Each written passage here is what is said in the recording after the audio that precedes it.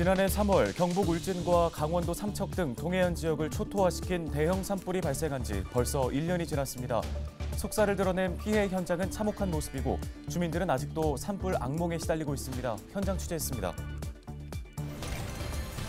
시멘트 공장 주변 대기오염 피해를 줄이기 위해 지자체들이 시멘트 공장 폐기물 반입세 도입을 추진하고 있습니다. 하지만 환경단체들이 문제를 제기하고 나섰습니다. 60년 넘는 역사를 자랑하는 원주 아카데미 극장의 보존과 철거를 둘러싼 논란이 계속되고 있습니다. 인근 지역 상인들은 극장을 철거하고 주차장을 조성해 줄 것을 요구하고 나섰습니다.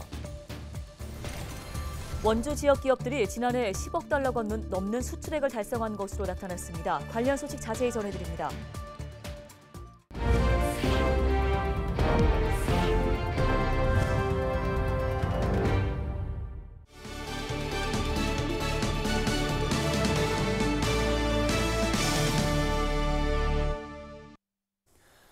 시청자 여러분 안녕하십니까? 헬로티비 뉴스입니다.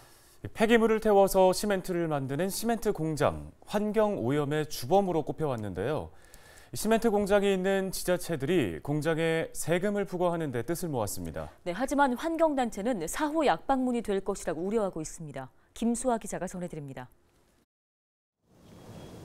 영월에 있는 한 시멘트 공장. 폐기물을 태워 발생한 열로 시멘트를 생산합니다. 많게는 수백만 톤의 폐기물이 공장 지역으로 유입됩니다. 폐기물을 소각하는 과정에선 대기오염도 발생합니다. 때문에 시멘트 공장이 있는 지역 주민들은 환경 피해를 호소합니다. 시멘트 공장이 있는 6개 지방자치단체장이 한자리에 모였습니다.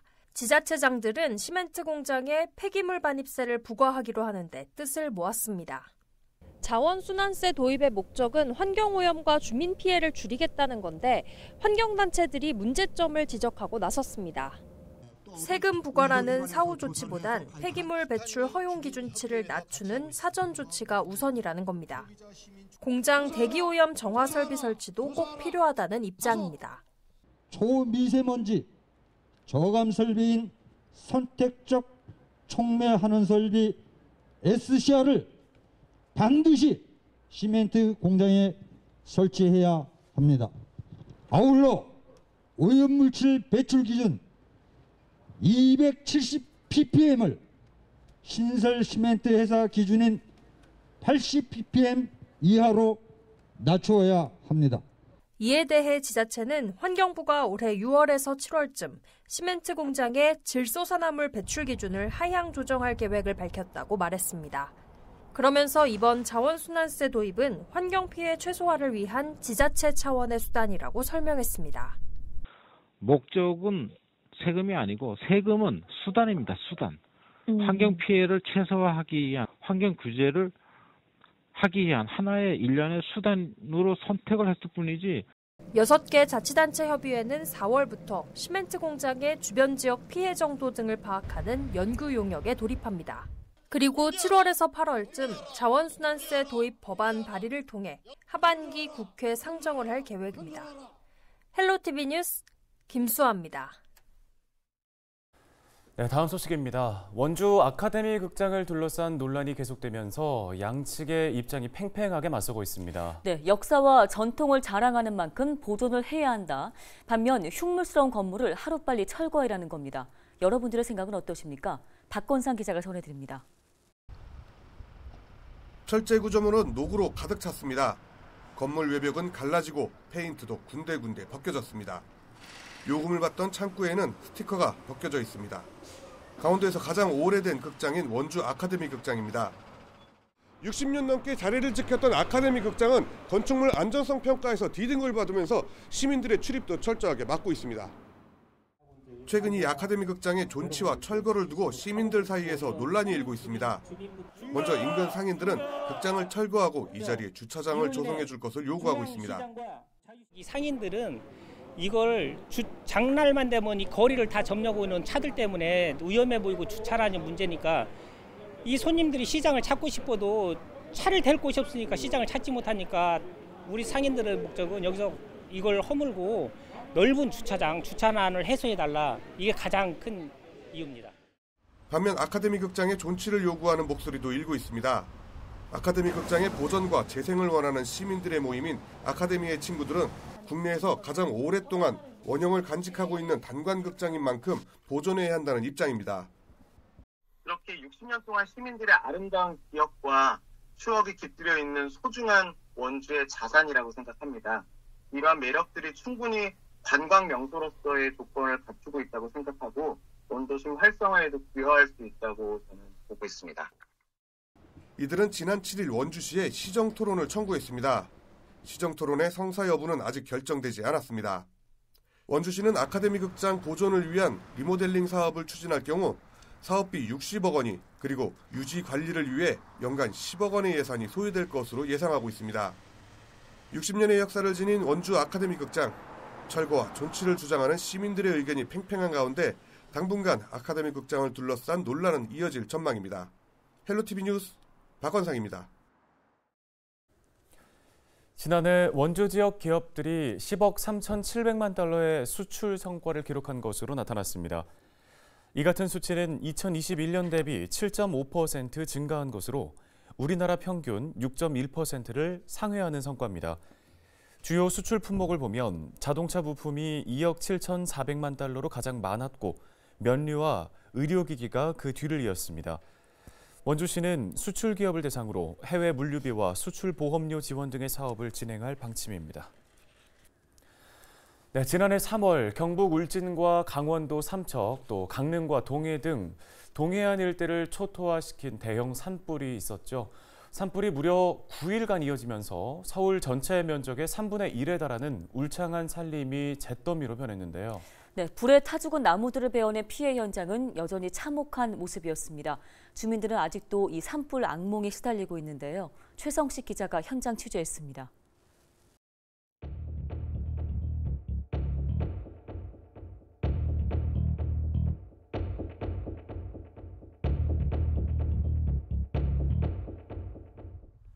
화마가 휩쓸고 간 지역 곳곳에는 산불의 흔적이 고스란히 남아 있습니다. 지난해 3월 4일 경북 울진에서 시작된 산불이 강원도 삼척으로 넘어온 현장. 검게 그을린 도로 표지판과 불에 타거나 누렇게 말라 죽어가고 있는 나무들은 당시의 상황을 짐작케 합니다. 아름드리 소나무가 가득했던 울창한 산림은 한순간에 민둥산으로 변하며 속살을 드러냈습니다.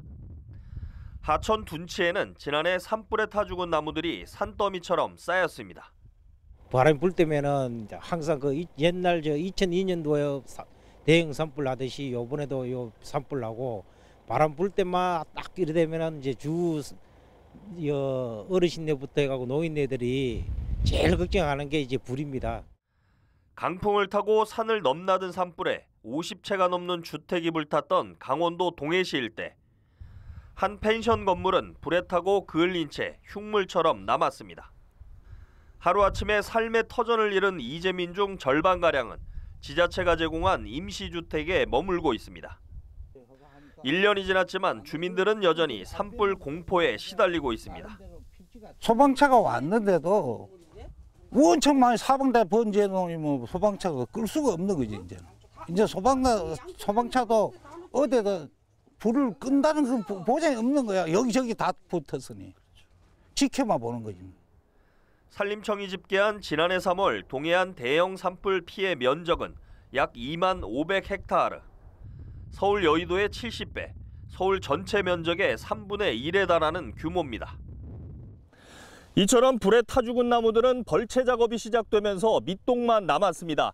하지만 산불 피해 지역에는 보시는 것처럼 검게 그을리고 고사한 나무들이 여전히 많이 남아 있습니다. 산림당국은 올여름 장마철 이전까지 응급복구를 완료하고 복구 조림 작업은 오는 2025년까지 연차별로 진행한다는 계획입니다. 그 소나무는 산불이 발생하였을 때 그 불쏘시개 역할을 하는 매우 취약한 수종입니다. 그러나 산주들은 송이 생산이나 목재 생산을 위해서 소나무를 선호하기 때문에 산주 동의를 얻어서 일부 구역은 주택이나 소나무 군락지를 대상으로 해서 그 참나무 등 내화수림대를 조성할 계획입니다. 최근 10년간 국내에서 발생한 산불은 한 해 평균 53건가량. 하지만 지난해에는 무려 740건이 발생했고 올해도 3월 8일 현재 217건이나 났습니다. 헬로티비 뉴스 최성식입니다.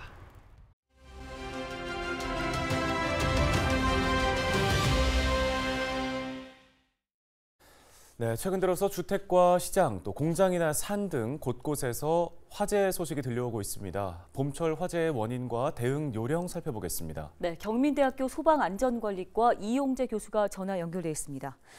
교수님, 최근에 봄이 오고 건조한 날씨가 이어지고 있습니다. 화재 역시 계속 발생하고 있는데요. 봄철 이렇게 화재 주요 원인을 어떻게 찾아볼 수 있을까요?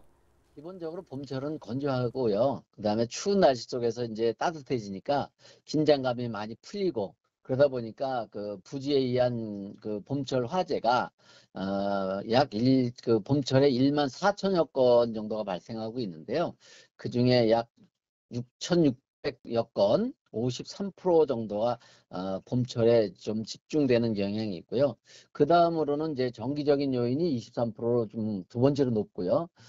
이런 순서로 이제 그 화재 발생 빈도가 나타나고 있고요. 특히 그 부지에 의한 그 담배불 같은 경우는 전체 화재 건수 중에 약 40% 정도로 가장 많습니다. 그것이 더 조심해야 될 부분이 이 봄철인데요. 이런 그 봄철에 불씨를 방치한다거나 음식물을 또 산행이라든지 인근에서 그 뭐 쉴 수 있는 이런 인근에서 음식물을 조리한다거나 또는 그 쓰레기 소각, 농자재, 폐 농자재라든지 뭐 이런 것들이요. 그런 소각에 의한 게 약 한 10% 정도 이런 순으로 나타내고 있습니다.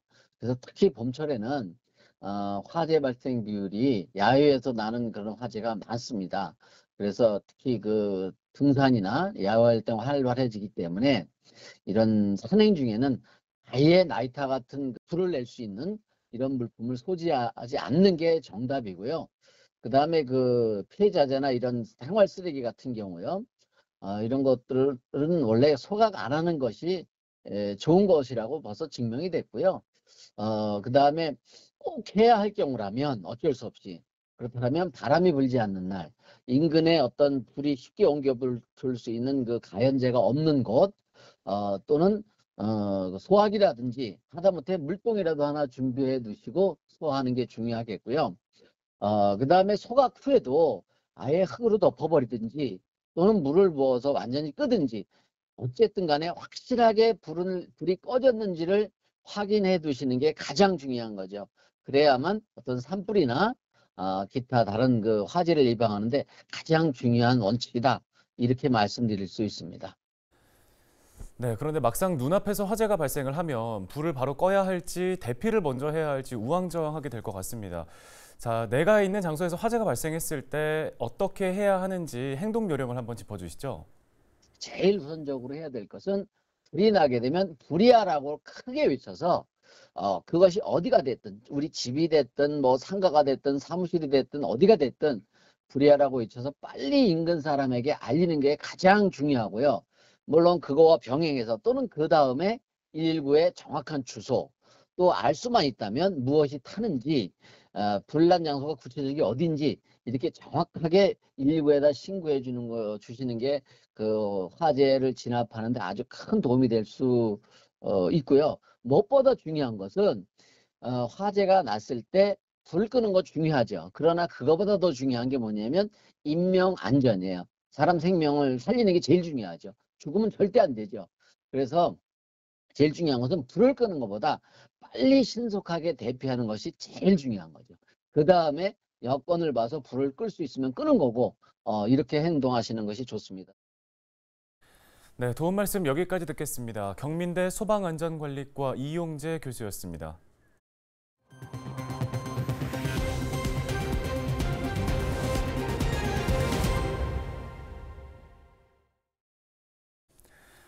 오늘 저희 헬로티비 뉴스가 준비한 소식은 여기까지입니다. 네, 시청해주신 여러분 고맙습니다.